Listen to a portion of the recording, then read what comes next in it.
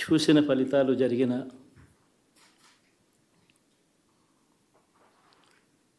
పరిస్థితులు చూస్తే నిజంగా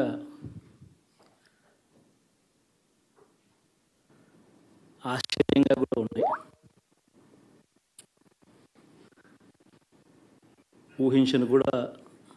ఊహించలేదు ఇలా జరుగుతుందని, ఇలా వస్తాయని కూడా. బట్ ఎస్,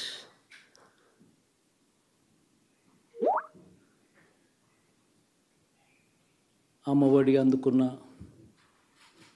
53 లక్షల మంది తల్లులకు మంచి చేసిన, పిల్లలు బాగుండాలి, వాళ్ళ చదువులు బాగుండాలని తాపత్రయపడుతూ అడుగులు వేశాం.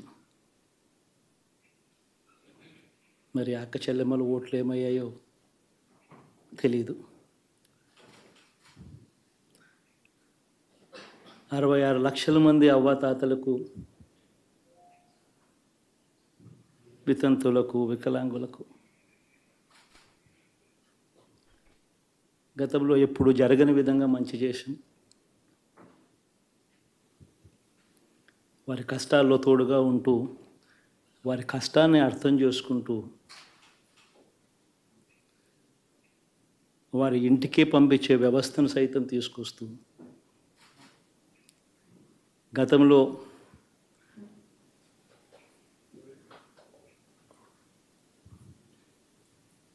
మా ప్రభుత్వం అధికారంలోకి రాకమునుపు ఇస్తూ ఉన్న చాలని పెన్షన్ నుంచి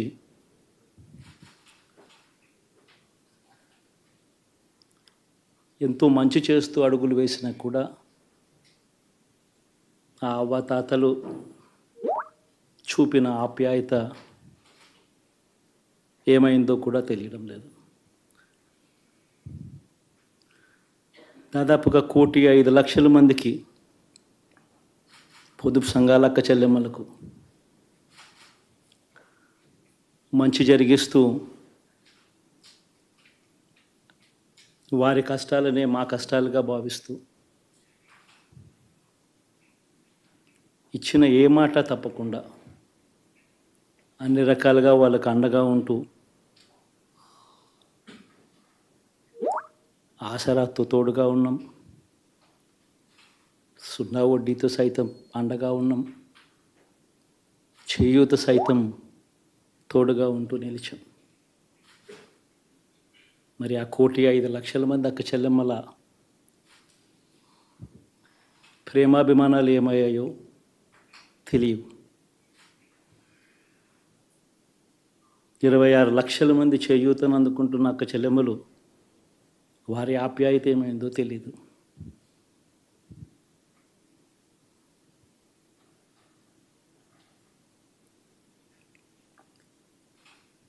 పిల్లల చదువుల కోసం ఏ తల్లి ఏ తండ్రి ఇబ్బంది పడకూడదు అని మొట్టమొదటిసారిగా పూర్తి ఫీజులు ఇస్తూ తీసుకొచ్చి అందగా నిలిచాం. చదువుల్లో ఎప్పుడూ చూడని మార్పులు తీసుకొచ్చాం. దాదాపుగా 12 లక్షల మందికి సంవత్సరానికి మంచి జరిగిస్తూ, ఆ పిల్లలు, ఆ తల్లుల అభిమానం ఏమైందో కూడా తెలియదు.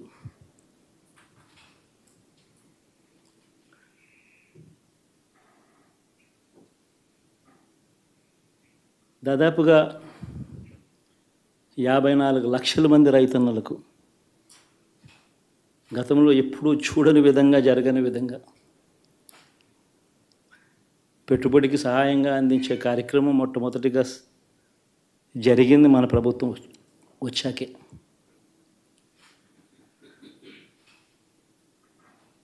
మరి అంతగా రైతన్నలకు తోడుగా ఉంటూ, రైతన్నలకు రైతు భరోసా ఇవ్వడం కానీ, సమయానికే వారికి ఇన్పుట్ సబ్సిడీ ఎప్పుడు జరగని విధంగా సీజన్ ముగిసేలోగానే ఇచ్చే కార్యక్రమం కానీ, ఉచిత ఇన్సూరెన్స్ కానీ, పగటిపూట 9 గంటలు ఇచ్చే కార్యక్రమం కానీ, ఉచిత విద్యుత్ ఇచ్చే కార్యక్రమం కానీ, మరి 1,00,00,000 మంది రైతన్నల ప్రేమ ఏమైందో తెలీదు.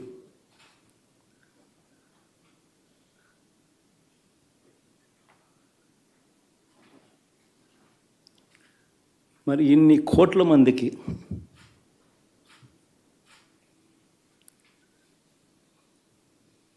పేదవాడికి తోడుగా ఉంటూ ఆటో డ్రైవర్లు నడుపుకుంటా ఉన్న వాళ్ళు ఆటోలు తోలుకుంటూ టాక్సీలు తోలుకుంటూ ఇబ్బంది పడకూడదని వారికి అండగా ఉంటూ ఓ వాహనమిత్ర, నేతన్నలకు అండగా ఉంటూ ఓ నేతన్న నేస్తం,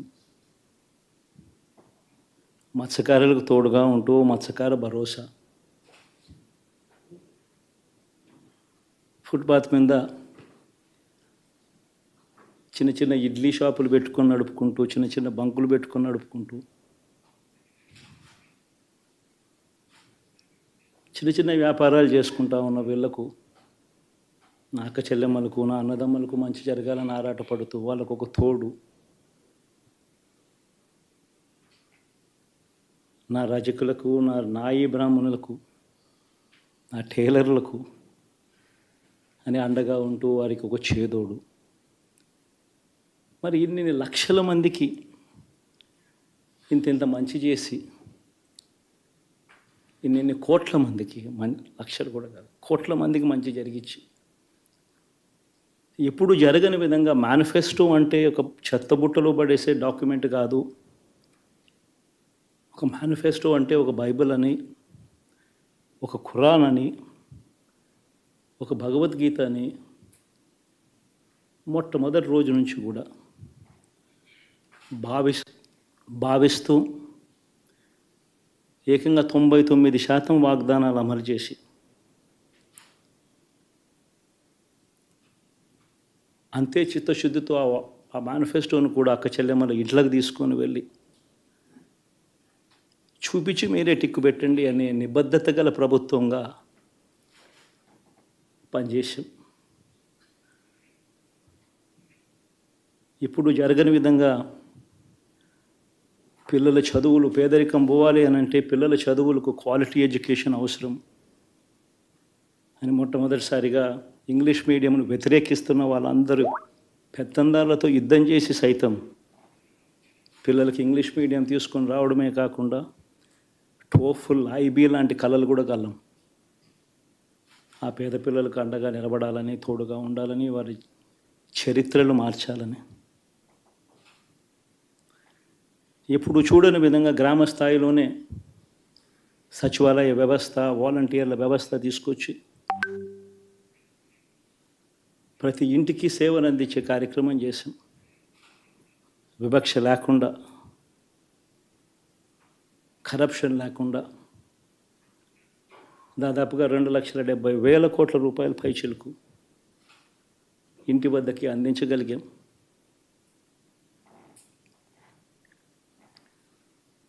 ఇప్పుడు చూడని మార్పులు తీసుకురావడమే కాకుండా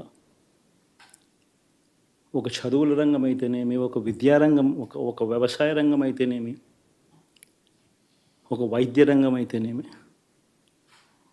ఏ పేదవాడు ఎప్పుడూ ఇబ్బంది పడకూడదు అని ఎప్పుడు ఊహించని విధంగా మార్పులు తీసుకొస్తూ పేదవాడికి అండగా నిలబడగలిగాం. విమెన్ ఎంపవర్మెంట్ అంటే ఇది, మహిళా సాధికారత ఇది అంటే ఇది అని ప్రపంచానికి చాటి చెప్పగలిగాం. సోషల్ జస్టిస్ అంటే, సామాజిక న్యాయం అంటే ఇది అని ప్రపంచానికి చూపించగలిగాం. మరి ఇన్ని గొప్ప మార్పులు చేసిన తర్వాత, ఇన్ని కోట్ల మందికి మంచి జరిగిన తర్వాత మరి అభిమానం ఏమైందో, ఆ ఆప్యాయత ఏమైందో తెలీదు.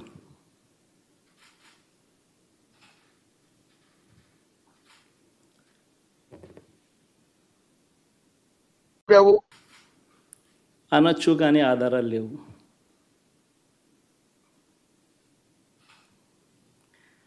ఏం జరిగిందో దేవుడికి తెలుసు. పెద్ద నేనైతే చేయగలిగింది ఏమీ లేదు. ప్రజల తీర్పు తీసుకుంటాం.